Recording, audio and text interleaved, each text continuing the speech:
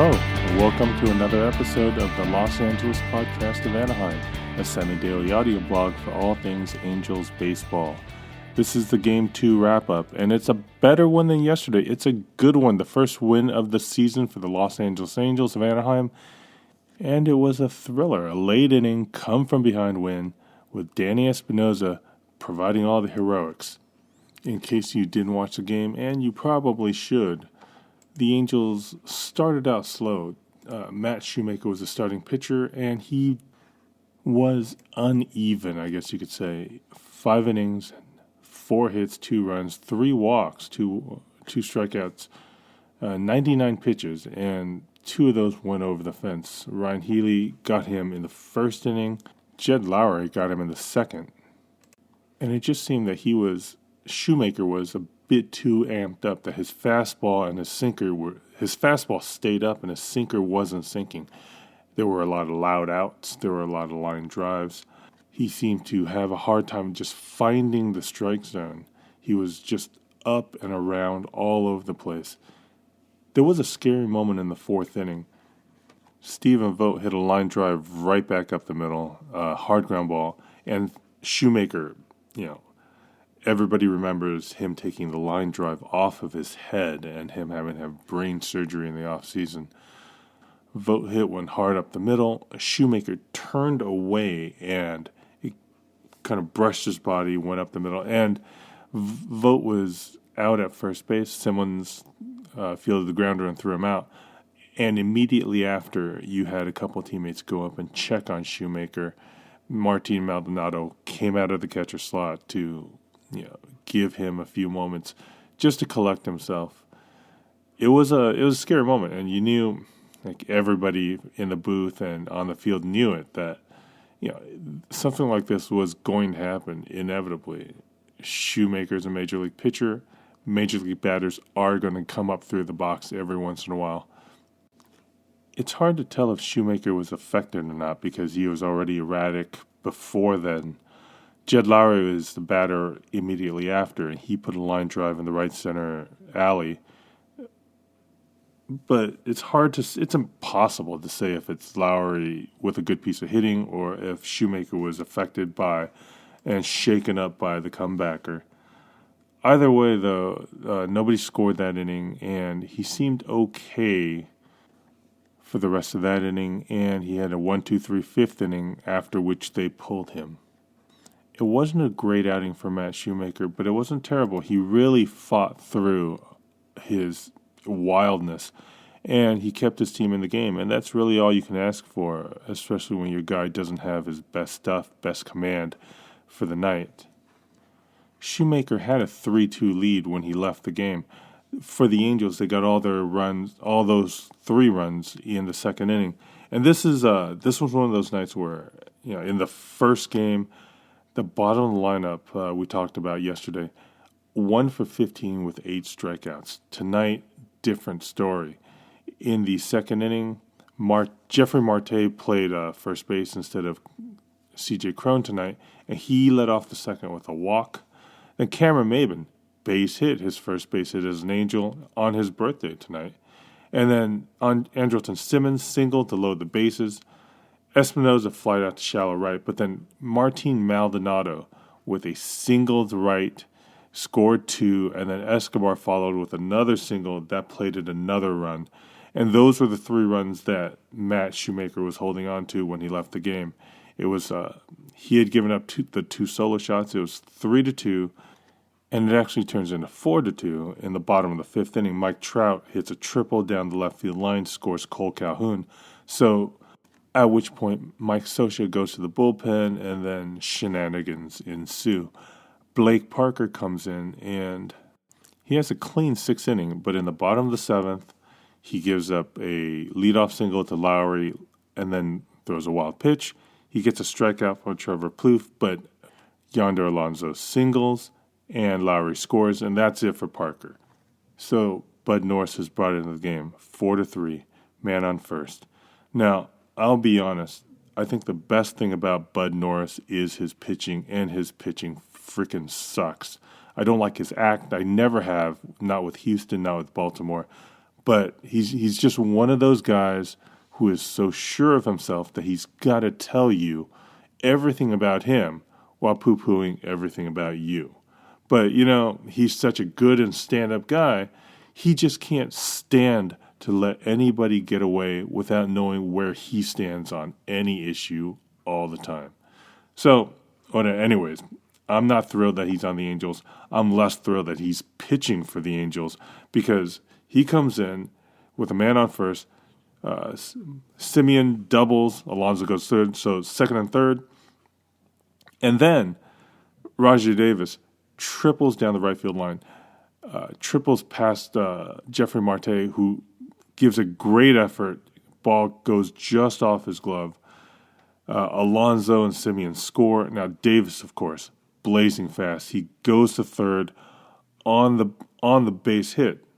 Now the ball comes into Danny Espinosa. Espinosa turns, goes to third, and then the ball skips away, and Espinosa, gets the error. Rajai Davis comes in to score, and all of a sudden, a 4-3 Angel lead, a 4-2 Angel lead coming into the inning becomes a 6-4 deficit, thanks to the bullpen. The bullpen that everybody understood was going to be a problem. They were a problem tonight. So, bullpen shenanigans aside, going into the ninth inning, the Angels down 6-4, and that's when you had the plays of the game. So, this is one of those fun things, one of those things that you never see coming. In the first game of the season, the bottom of the lineup, 6, 7, 8, 9, combined to be 1 for 15 with 8 strikeouts. Tonight, they were 5 for 15. They scored 4 runs. They knocked in 5. And they were doing it tonight against Ryan Dull, who's a pretty darn good pitcher in his own right. Marte gets on. It's an infield single. It actually looked like it's a play that should have been made, but third baseman Healy bobbled it on the transfer. Whatever, gift single. But then Cam Maben singles, his second single on his birthday, and Marte goes to second. Simmons follows with the fielder's choice, so it's first and third. So first and third, and this is where you get to the at-bat of the game. First and third, 1 out. Danny Espinosa comes up, and Espinosa, it's obvious when you're watching the at-bat that he's looking to jack one out. He took a look at a breaking ball away for strike 1, and then he swung out of his shoes at a strike 2 pitch in on the hands. The pitch was like a foot inside, and he let loose, and he didn't even come close. So with 2 strikes, Dull ended up throwing him another breaking ball low and away that wasn't low and far enough away. It didn't even look like it was supposed to be a strike. And what's worse is that when you look at the replay, Espinosa looked like he was initially not quite fooled, but he was expecting and looking for a fastball inside because strike 2 is fastball in, not close. So he's looking for that pitch again, and he starts to open up early. But then you can see him instantly pick up the pitch, and he wailed on it. He saw it with the ball away. He had full extension, and he crushed it into the power alley in right center, over the big wall, 7-6 Angels. And instead of bullpen shenanigans, you have the one guy in the bullpen that we can trust. So Cam Bedrosian comes in. Cam Bedrosian gets an easy 1-2-3 inning, and the halo gets lit for the first time this season. It's a great feeling. It was a fun game. It was an exciting game, and it was a win. What else can you ask for?